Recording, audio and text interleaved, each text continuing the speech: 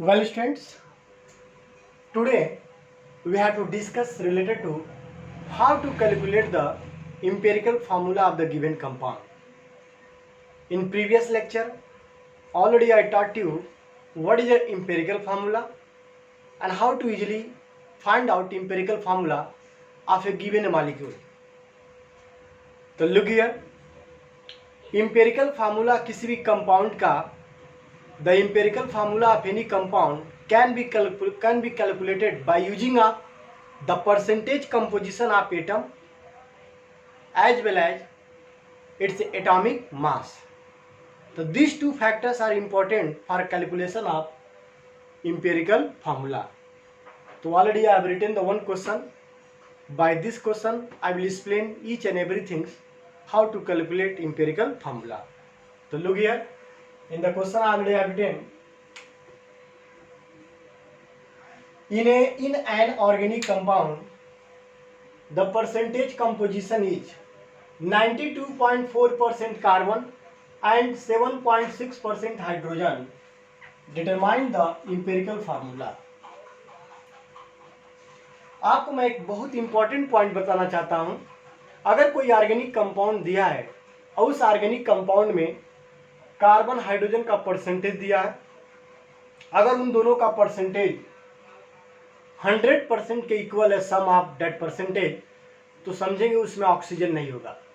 अगर नहीं होता तो उसमें ऑक्सीजन भी होता है। तो दोनों को ऐड करने पर 100% आ रहा है, सो इसमें ऑक्सीजन नहीं है, केवल ये कंपाउंड जो है कार्बन हाइड्रोजन से बना है, इट मीन्स हाइड्रोकार्बन है।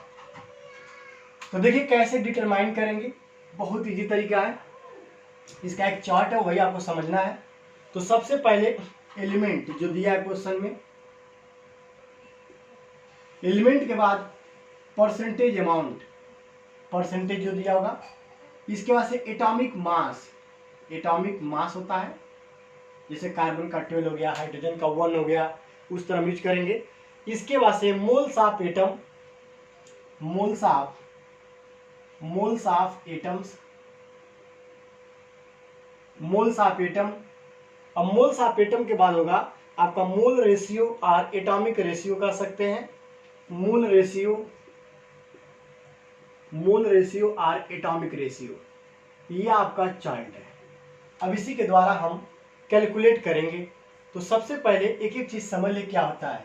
एलिमेंट जो दिया हुआ क्वेश्चन में, कार्बन और क्या दिया है, hydrogen, percentage 92.4% and 7.6%, atomic mass of carbon 12 और hydrogen 1। Now moles of atom, या it is also called relative atomic mass, we can also say relative number of atom also we can say. So moles of atom equal percentage of atom element upon atomic mass, it is a formula, atomic mass. So moles of atom can be calculated by dividing its percentage by atomic mass. So look here, percentage given 92.4 upon atomic mass 12. Similarly 7.6 upon 1. So this value will become 7.6. Now after dividing, the answer will become 7.7. 7.7. This value will become, divide करने के बाद। अब mole ratio क्या होता है, या we can also say simplest ratio we can say. अब जो वैल्यू, जो आपका मोल्स ऑफ एटम आया होगा या रिलेटिव नंबर ऑफ एटम जो आया होगा, जो सबसे छोटा होगा, तो बताओ इन दोनों में 7.7, 7.6, ये आपका वैल्यू छोटा है, तो इसी वैल्यू से मोल्स ऑफ एटम में डिवाइड कर देंगे सभी के, यानी 7.7 अपॉन 7.6 नियरली 1 टाइम्स कटेगा।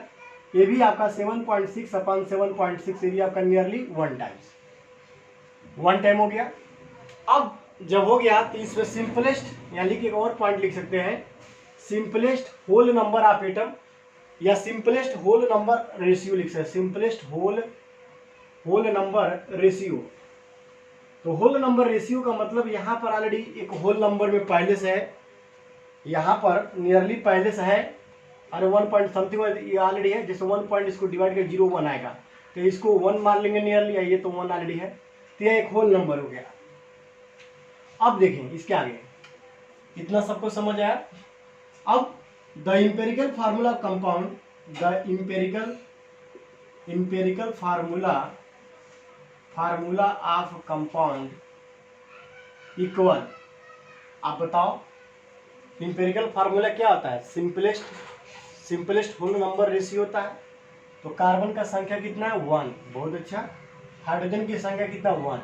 सो आपका आंसर क्या होगा? CH जो होगा वो आपका इम्पेरिकल फार्मूला होगा इस कंपाउंड का। समझ गए बच्चों? यानी इस कंपाउंड का जो ऑर्गेनिक कंपाउंड है उसका इम्पेरिकल फार्मूला CH होगा। CH, क्योंकि C का नंबर 1 आ रहा है, H का नंबर 1 आ रहा है। तो एक बार और मैं बता दूं, जब कभी भी क्वेश्चन ऐसे दिया हो तो पहले हम एलिमेंट लिखेंगे, उसके बाद given percentage, atomic mass, moles of atom percentage upon atomic mass, after dividing the smallest value जो आएगा, दिस इज स्मॉलेस्ट वैल्यू, इस स्मॉलेस्ट वैल्यू से सभी मोल्स ऑफ एटम में डिवाइड करेंगे, क्योंकि यहाँ 7.7 अपॉन 7.6, 7.6 अपॉन 7.1 टाइम में 1.01 nearly.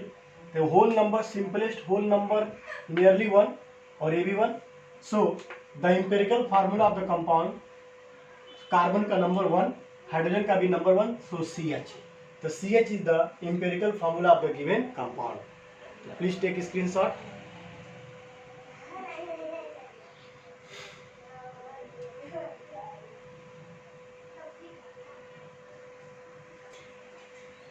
Well students, second question I have written here, that is same question, only percentage composition has been changed.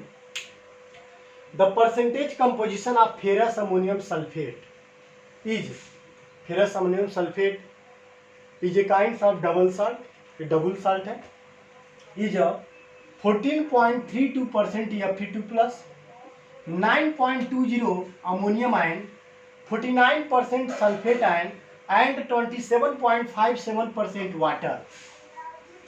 क्योंकि ferrous ammonium sulphate एक hydrated salt है, उसमें crystal water होता है। तो what is the empirical formula? तो देखो क्या करेंगे, सबसे पहले जो दिए हैं एलिमेंट उसको पहले लिख लिया जाए। आयन के फॉर्म में लिख लिया, कोई दिक्कत नहीं। Fe2 plus, NH4 plus, group भी हो सकता है, जैसे ग्रुप ऑफ एटम भी हो सकता है। इसके बाद से आपका दिया SO4 2 माइनस, SO4 आफ्टर दिया वाटर दिया, इतना दे दिया। अब इसका हम परसेंटेज लिखेंगे, परसेंटेज जो दिया है क्वेश्चंस में। तो चलिए, फेरस का दिया है 14.32, अमोनियम आयन परसेंटेज गिवन, देखिए गलत मैं लिखा, हाँ 14.32, अमोनियम आयन 9.20, कहीं गलत नहीं होना चाहिए, सब गलत आ जाएगा। सल्फेट का 49% और ऑलरेडी लास्ट और H2O का 27.57%, ये इसका परसेंटेज हो गया। अब इसमें इसका एटॉमिक मास लिखेंगे, एटॉमिक वेट। आयरन का एटॉमिक वेट आपका जो होगा क्वेश्चन में दिया रहता है 56 होता है। नाइट्रोजन का देखें यहाँ पर 14, हाइड्रोजन का 4, यानी कितना हो गया? 18 हो जाएगा। सबको ऐड करेंगे, देखिए नाइट्रोजन का 14 और 1 हाइड्रोजन का 1, तो टोटल 4 हाइड्रोजन, सो 18 हो गया। सल्फर का 32 देखें, SO4 आयन का atomic mass, molecular mass, sulphur का 32, 64, so this value will be 4 2 6 6 3 9, 96 होगा। Now molar mass of water कितना होता है? 18 होगा। ये इसका एटॉमिक मास या मोलर मास कर सकते हैं, एटॉमिक मास और मोलर मास, मोलर का मतलब एक, या मॉलिक्यूलर मास कर सकते हैं, सबसे अच्छा है molecular mass. Moles of atom या मोल्स ऑफ मॉलिक्यूल्स या moles of ion, it is also called relative number of moles, it is also called relative number of moles. अभी नीचे लिख दिया जाएगा।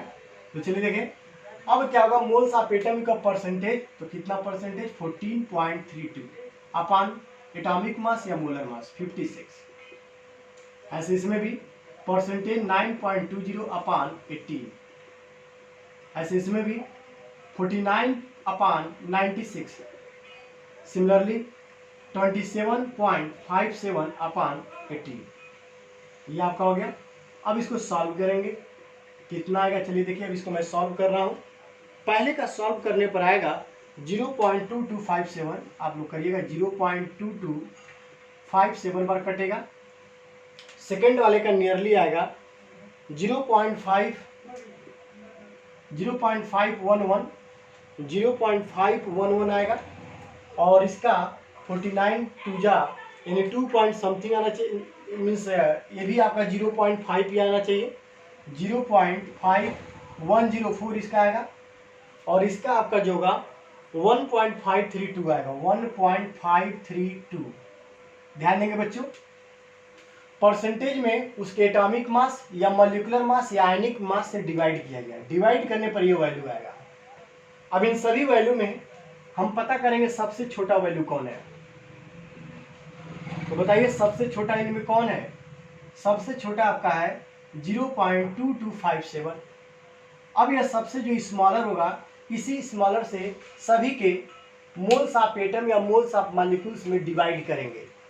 भले ही यह हो, उसमें भी करते हैं। सो मोल्स रेशियो का मतलब होता है मोल्स ऑफ एटम या moles of molecules upon smallest moles of atom और smallest moles of molecules. So 0.2257 upon 0.2257, ये तो वन टाइम कट जाएगा, कोई दिक्कत नहीं। 0.511 अपॉन 0.2257, इधर सबको पहले लिख रहा हूँ। 0.5104 अपॉन 0.2257, ऐसे इधर भी 1.532 अपॉन 0.2257। अगर आपको ये कंसेप्ट पता रहेगा तो आप क्वेश्चन कर सकते हो। इसलिए कंसेप्ट सबके लिए कॉमन है और बहुत ईजी आपको समझना है। कभी भी कॉम्पिटिटिव एग्जाम में कोई भी क्वेश्चन आएगा वो बहुत आसान डिवाइडिंग वाला क्वेश्चन आता है। मैं अभी आपको एक नीट का क्वेश्चन बताऊंगा अभी इसके बाद से। तो पहले इसको देखें। अब इसको डिवाइड किया जाएगा, तो इसको सेकंड वाले को डिवाइड किया गया 0.511, तो नियरली 2 जा ये लगभग ये आपका 0.225। इसको अगर 2 से मल्टीप्लाई कर दें तो 2 से 14 के 4, 2 5 या 10, 10 1 11, 2 2 जा 4, 5 हो जाएगा, 2 2 जा 4, नियरली इतना आ रहा है। 2 बार में आपका 0.511 है। इसको डिवाइड करो बच्चों 0.25, यहाँ गलत मैं लिख लिया हूँ क्या, 0.255, सॉरी यहाँ पर जो डिवाइड है 0.25, यहाँ देखिए छूट गया 2527, 0.2557, सॉरी। इसको डिवाइड करने पर यह आंसर आएगा 0.2557। अब इसको समझ लेंगे। अब यहाँ पर थोड़ा चेंजिंग करना पड़ेगा। 557, यहाँ भी 5, अब 2 बार कटेगा, यहाँ भी 5, यहाँ भी 5। ये तो 1 टाइम हो गया। ये आपका 2 टाइम कटेगा, 2 टाइम। और ये भी आपका 2 टाइम नियरली, ये भी तो 2 टाइम कटेगा ना नियरली। और ये जो आपका होगा ये आपका कितने बार कट सकता है, 6 टाइम कट सकता है। देखिए 25 है, 25 छक्के 150, 25 मतलब 6 150 और 153 है, तो ये लगभग 6 टाइम कटेगा। तो ये आपका डिवाइड करने के बाद आंसर आएगा। सिंपलेस्ट रेशियो आपका ये होगा 1 2 2 6 जो आया है। कभी कभी इसका यूज बहुत, कभी कभी क्वेश्चन में इसका यूज बहुत इंपॉर्टेंट हो जाता है। जैसे मान लीजिए 1.5 आ गया, अगर मे भी आगे समझेंगे, तो इसको होल नंबर करने के लिए 2 से मल्टीप्लाई करेंगे तब 3 आएगा, तो वह 2 से मल्टीप्लाई पूरी में करना पड़ेगा। तो आगे हम समझेंगे, पहले इसको समझें। आप देखें, सो the empirical formula of ferrous ammonium sulphate, ferrous ammonium sulphate कैसे लिखेंगे, यहाँ ध्यान दें। तो बताइए फेरस की संख्या कितना है बच्चों, 1, सो केवल 1 लिखा गया Fe। यस NH4 की संख्या कितना है, 2, NH4 की संख्या कितना है, 2 थी Fe। और फिर से यहाँ पर 2 प्लस रहेगा, NH4 प्लस का ट्वाइस, क्योंकि 2 बार है तो ट्वाइस हो जाएगा। SO4 का संख्या कितना है, 2 टाइम्स, तो SO4 का ट्वाइस, समझ गया। इस पर भी -2 कर दे रहा हूँ। और H2O की संख्या कितना है, 6, यहाँ लिख देंगे 6H2O। क्या लिखेंगे, 6H2O, 6H2O। सो आपका जो फार्मूला बनेगा, कभी भी जो क्रिस्टल वाटर होता है वो वाटर के पहले मल्टीप्लाई करते हैं, बाकी इन सब में 2 ट्वाइस थ्राइस कर सकते हैं, बट इसको नहीं, याद रखेंगे क्योंकि क्रिस्टल वाटर है। तो इस तरह इसका जो इंपेरिकल फार्मूला होगा Fe2 प्लस NH4 प्लस का ट्वाइस SO4 माइनस 2 का ट्वाइस डॉट 6 H2O। तो this is a empirical formula ferrous ammonium sulphate. Clear? एक बार और पहले आप स्क्रीनशॉट लें, तब मैं इसको एक बार और एक्सप्लेन कर रहा हूं।